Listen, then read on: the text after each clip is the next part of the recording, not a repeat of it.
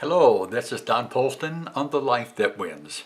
So happy you joined us today. And The Life That Wins purpose is to bring fresh hope and fresh faith and courage into your life.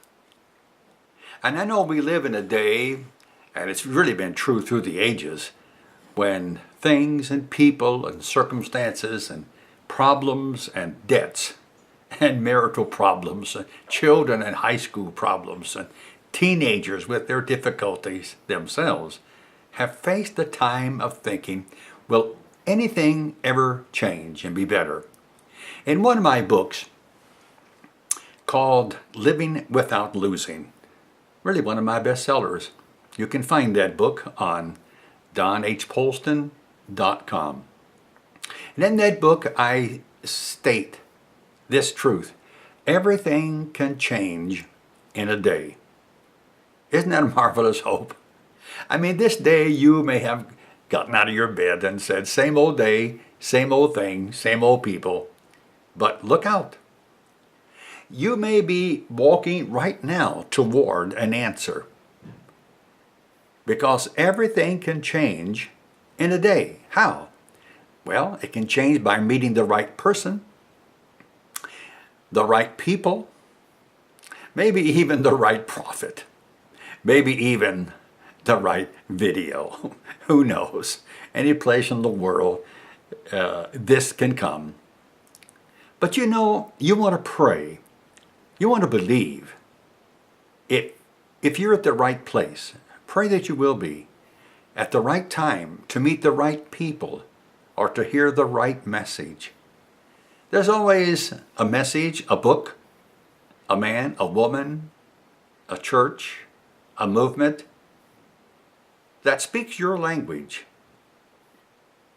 and will tell you how you can attach yourself to faith, to God, and unattach yourself to that galling, irritating, never seemingly solving problem. Boy, those things sometimes get on us like suckers. They just won't get off. So I've got to have something within me that doesn't feed that. I must believe that I can attach myself to something bigger and better than I have. This is what the man, Elijah, that I've been talking about for several, 2 or 3 times on this video. And this probably will be my last time, because it's a great study, but I've got millions of other thoughts to share with you. That you know, at that moment, Elijah was the right man at the right place for the right time. Ahab, Baal worshippers had run off with society. It was like God never existed. It seemed as if the whole nation had put out the sign, God is dead. You know, that's laughable in some ways, isn't it? If God is dead, then it must have been a God. And so if there must have been a God, he never dies. So the whole nation was being influenced. Now, you know, there was no way to intimidate that need, your need. You can't intimidate it by mimicking the faith or mimicking the anointed or acting as if there is no need. No, you can't intimidate it that way unless you are totally attached to Jesus Christ. You cannot intimidate your need. Your need will intimidate you until a greater presence, a greater power, someone that's got something far beyond what you possess shows up. And that's Jesus Christ, God's Son. When he shows up, it changes. Now, you know, Elijah could have been like a lot of his people today. He could have run to the temple and said, if I can find a holy cloth, if I can find a piece of the ark or something else, some altar, And this is my religious symbol. I can hold this before the need and say, you must be removed. It wouldn't have been a good. Because you see, needs and devils and circumstances do not change because we hold up a religious symbol. It doesn't make the enemy afraid. He's not afraid of your symbols. Now we fight all over the world about what symbols shall we put in the marketplace, and what flag shall we fly over the Capitol, and those are all probably legitimate questions. But the point is this: none of those things move the enemy, the devil, or remove the need, the problem, the provoking thing. Elijah had to pray until the presence showed up. Why?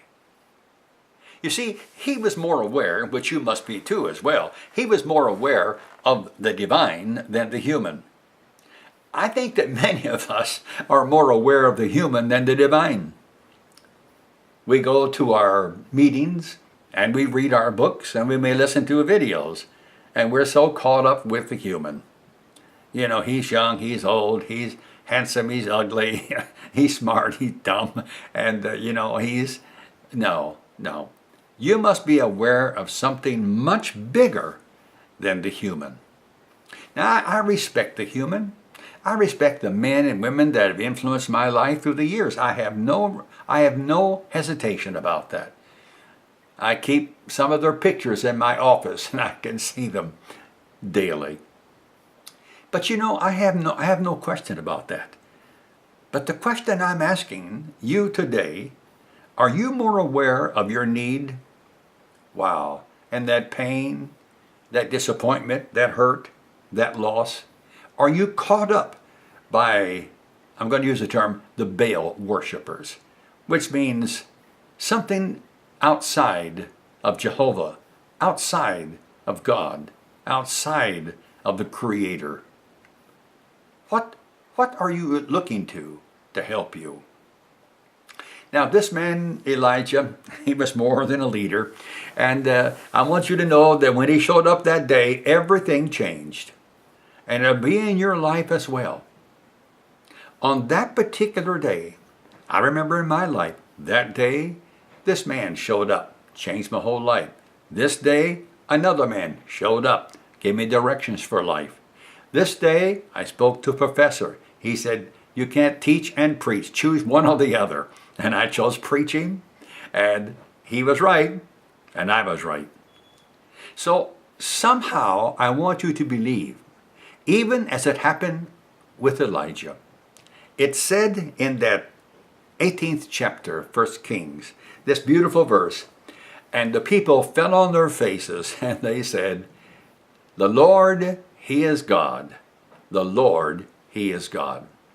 And when your faith takes hold, and that need and that problem or that loss, it falls on its face, it has to, and says, the Lord, He is God. The Lord, He is God. So remember, everything in your life and in our world can change in a day. Thank you for allowing me to come into your place of business or home or on your videos and talk to you a bit about everything can change in a day. Please check out the website, donhposton.com. You'll find many more inspiration informations that will bless you there on that website. This is Don H. Poston on The Life That Wins. Hope to see you soon. Bye-bye.